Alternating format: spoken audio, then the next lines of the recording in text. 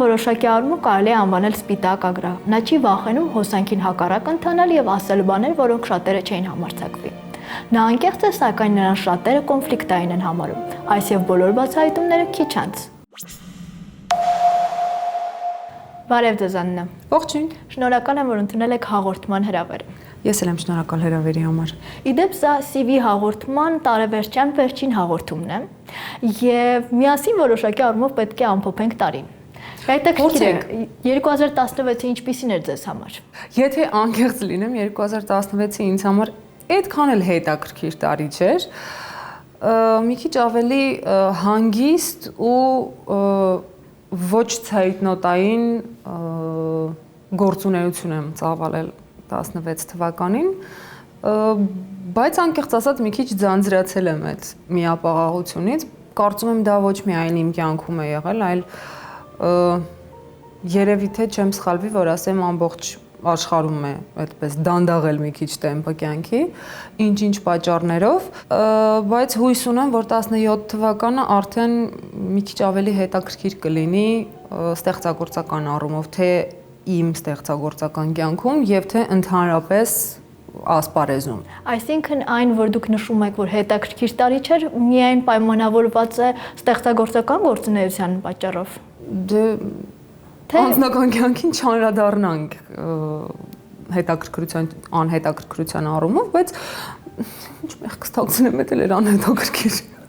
Ես հիշում եմ, որ մեկ անգամ հարցազրույցներից մեկում, երբ ձեզ հարցրել էին, թե դուք ինչու այդքան հաճախ չեք երևում, նշել եք, որ մեղավորը դուք չեք։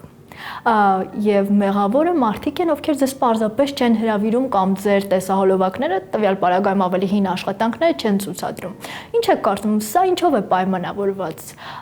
Դուք այլևս հետաքրքիր չեք, թե պարզապես ժամանակներն են փոխվել, թե միգուցե այս ամենը արվում է միտումնավոր։ Երևի թե այդ հարցին ավելի ճիշտ կպատասխանեին այն մարդիկ, ովքեր որ պատասխանատու են ընդհանրապես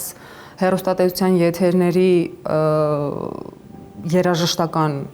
ծրագրերի եթերների համար, բայց ես կարծում եմ, որ այդքան էլ ինձ չի վերաբերվում այդ ամեն ինչը, քանի որ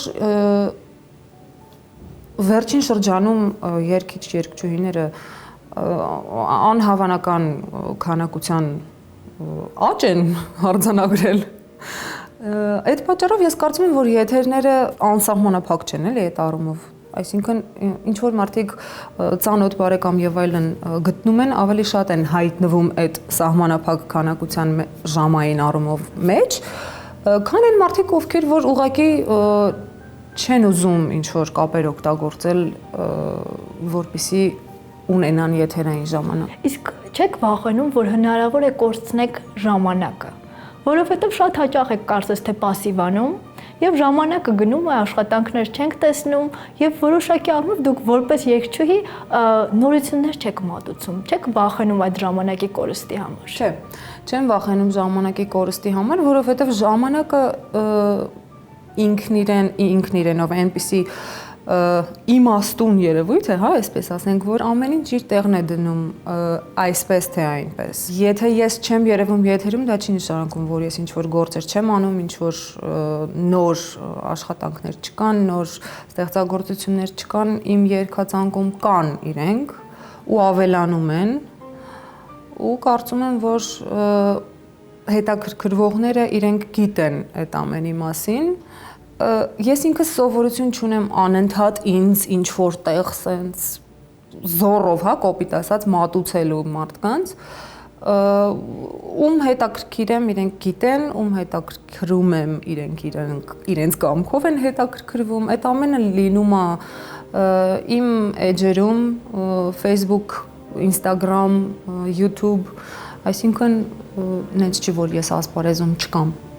Աննա, ամանորին հաշված օրեր են մնացել եւ հետաքրքիր, երբ ուսումնասիրում էի ձեր հարցազրույցները, նկատեցի, որ դուք նշել եք, որ առանձնապես մեծ ոգևորվածությամբ չեք մոտենում այդ տոնին եւ չեք պատրաստվում,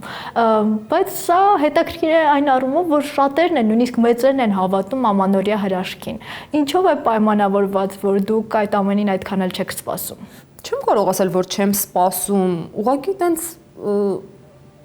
այդ ոգևորությունը չկա, ինչ որ ենթադրենք կար մոտավորապես ասենք մի 7-8 տարի առաջ։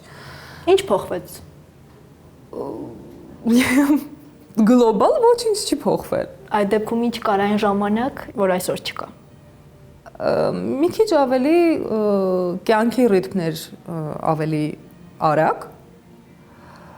եւ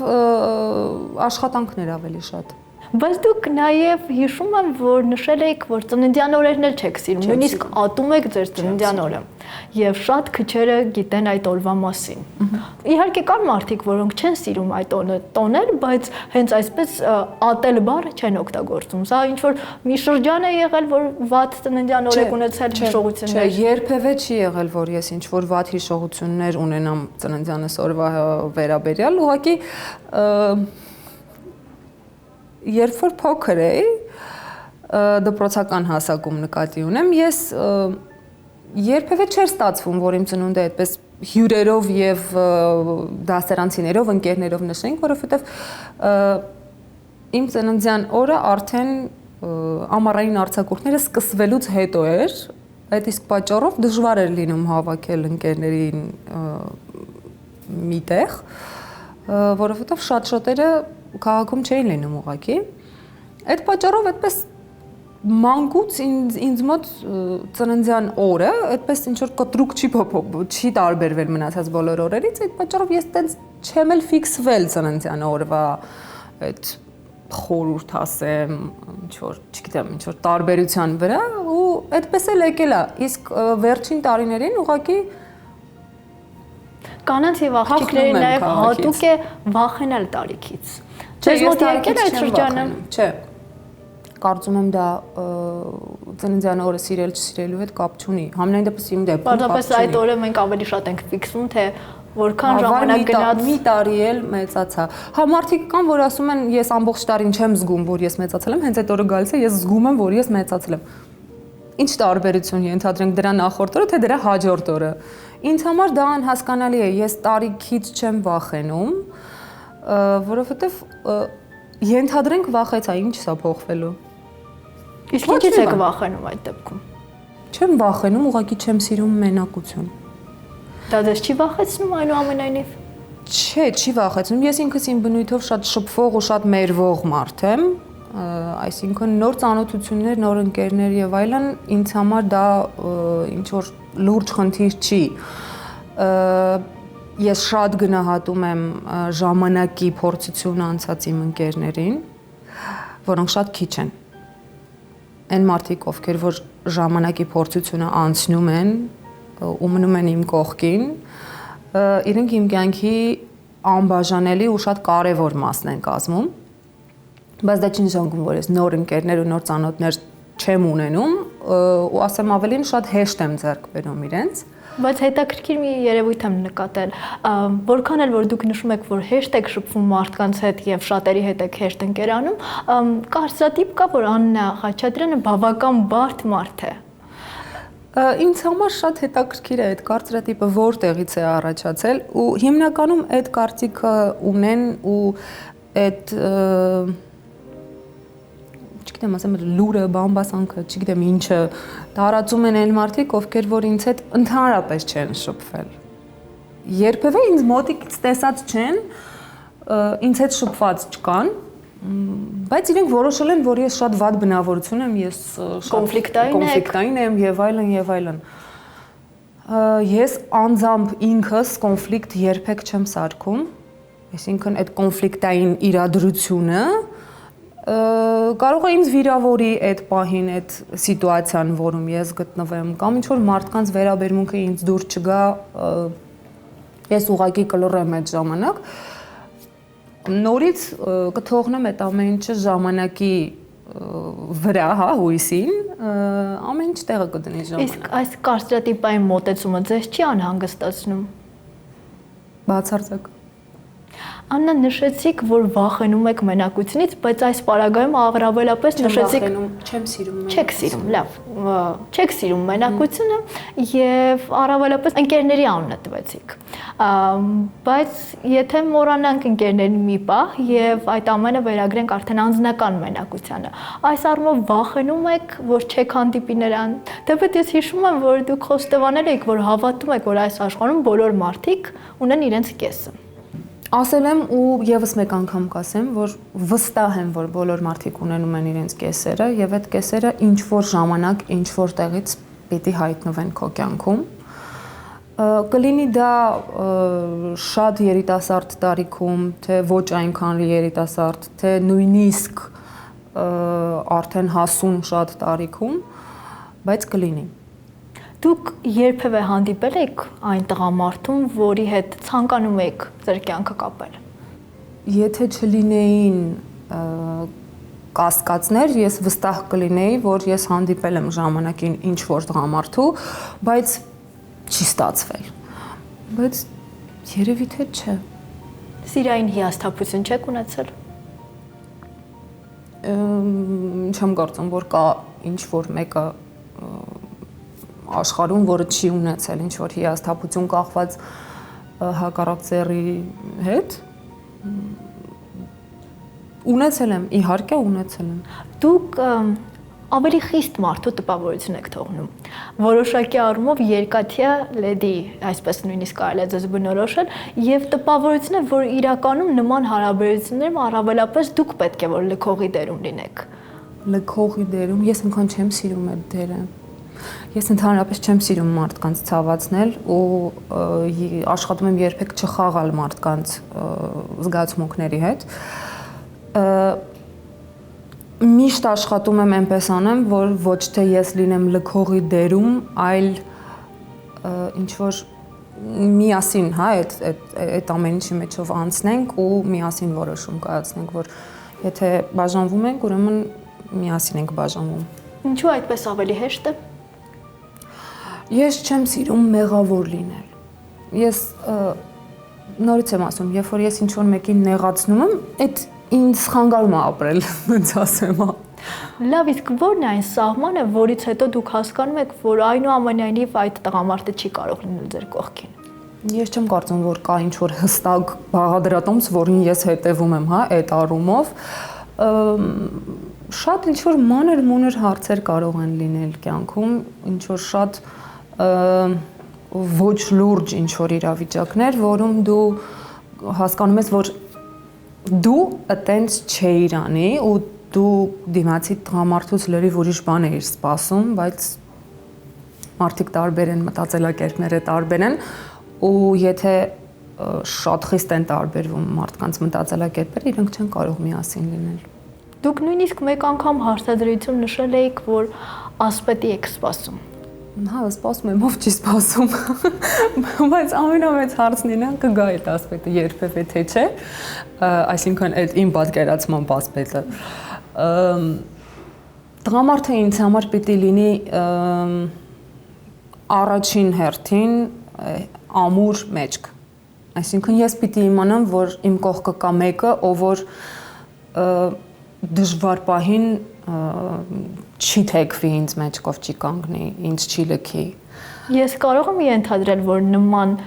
դեպքեր եղել են ձեր կյանքում, երբ դժվար պահին տղամարդը չի եղել ձեզ համար ամուր հենարան։ Ցավոք սրտի, երբ որ իմ կյանքում դժվար պահ է եղել, իմ կողքը այդ պահին չի եղել ինչ որ մեկը, այնպես որ այդ հարցին չեմ կարող պատասխանել։ Տղամարդուց իմ սպասելիքները մի քիչ շատ բանալնի են, հա, իրենք, որ ինձ համար կարևոր է, որ տղամարդը լինի տղամարդ, որ ինքը լինի դոմինանտ հարաբերություններում, ես ինքս լինելով շատ ուժեղ մարդ, ես ինձ համարում եմ ուժեղ մարդ, ես ուզում եմ, որ իմ կողքի տղամարդու կողքին ես լինեմ թույլ։ Կարծում եմ ցանկացած կին է դա ցանկանում ի վերջո։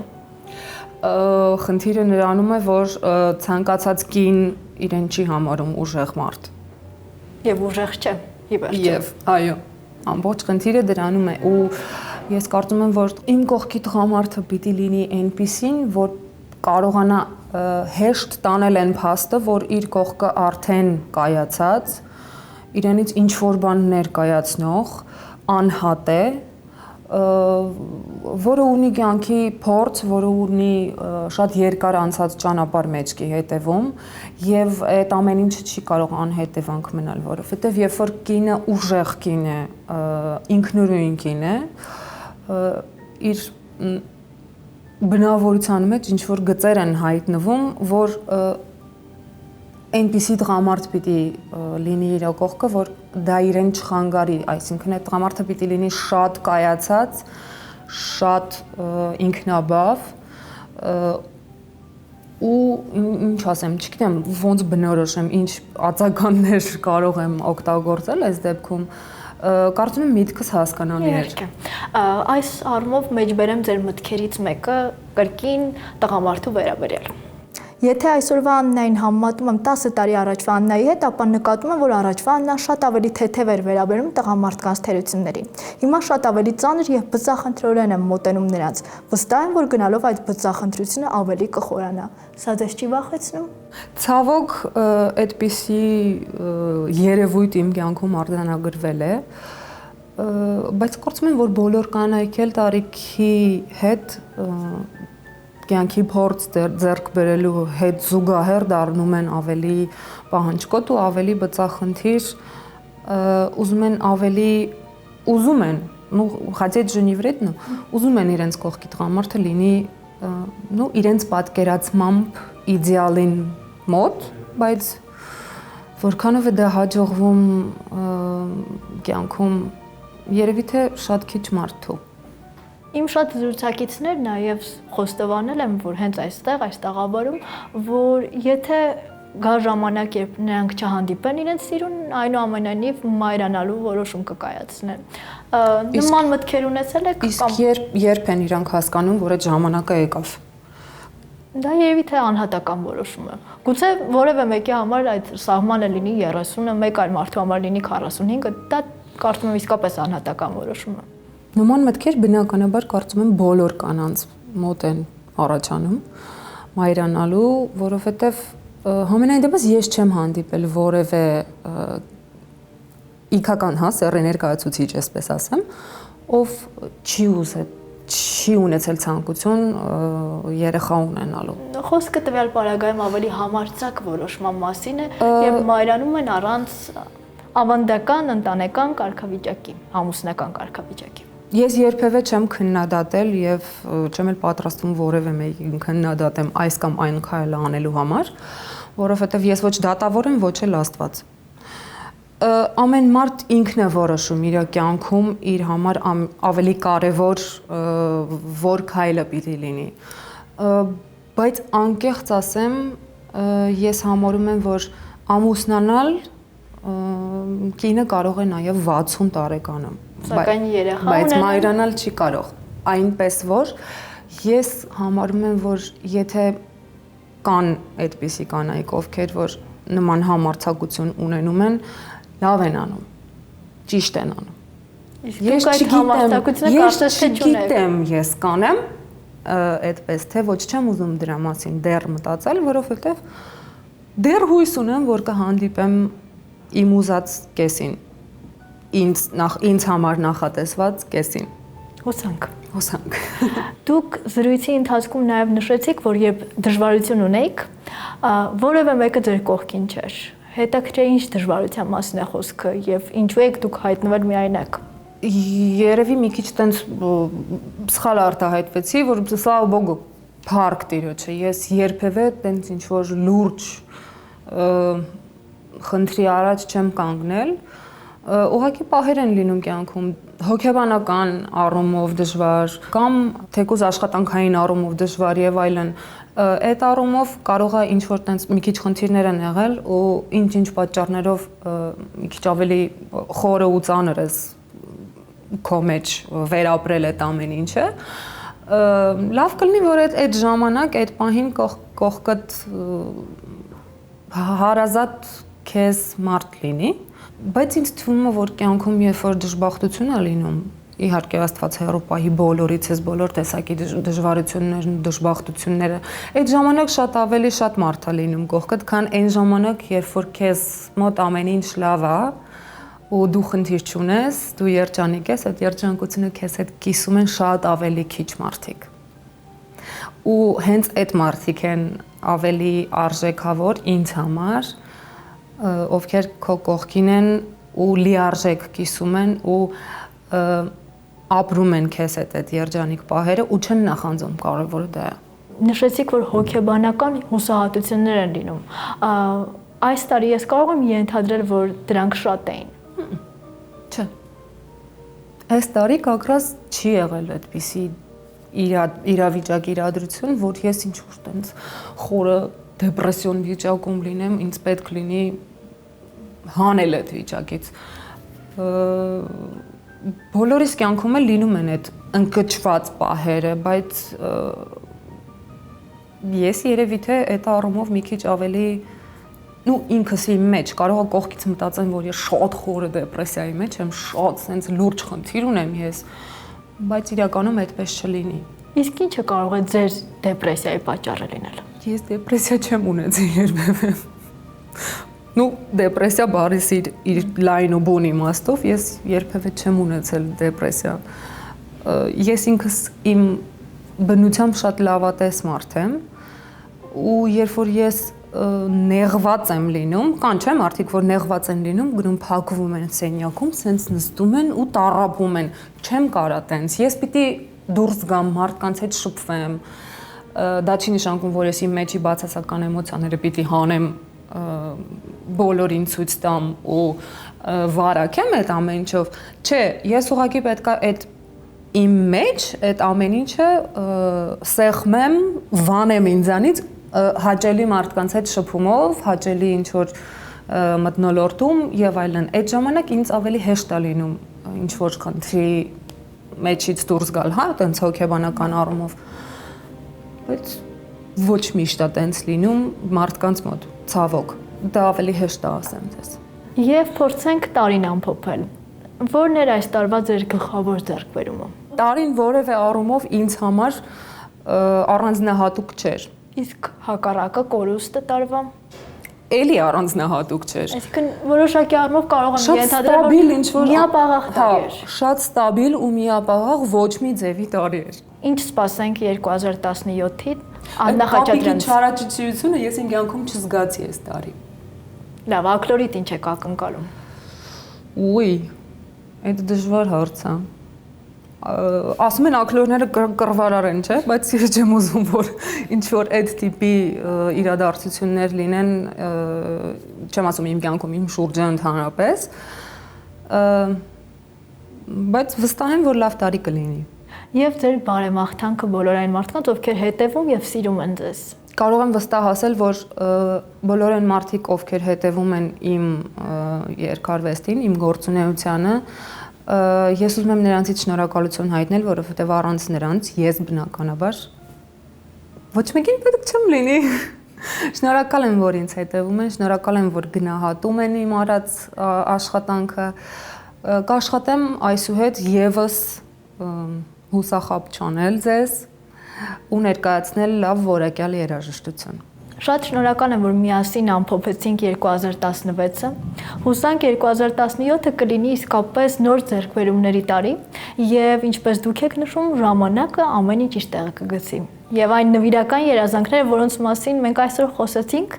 կիրականանան։ Անպայման կիրականանան բոլոր ցանկությունները։ Ասում են, որ եթե շատ ես ուզում ինչ-որ մի բան լինի, անպայման լինում է, ուղղակի համբերել է պետք։ Ես շնորհակալ եմ հարցազրույցի համար, շատ հետաքրքիր հարցազրույց ստացվեց եւ ուզում եմ օգտվելով առիթից շնորհավորել մեր բոլոր հեռուստադիտողների ամանորը եւ Սուրբ Ծնունդը, մաղթել ամենակարևորը կապույտ, խաղաղ երկինք։ Մնացած ամեն ինչը կլինի, մնացած ամեն ինչը հնարավոր է ստեղծել։ Շնորհակալ եմ։ Շնորհակալ եմ ես էլ։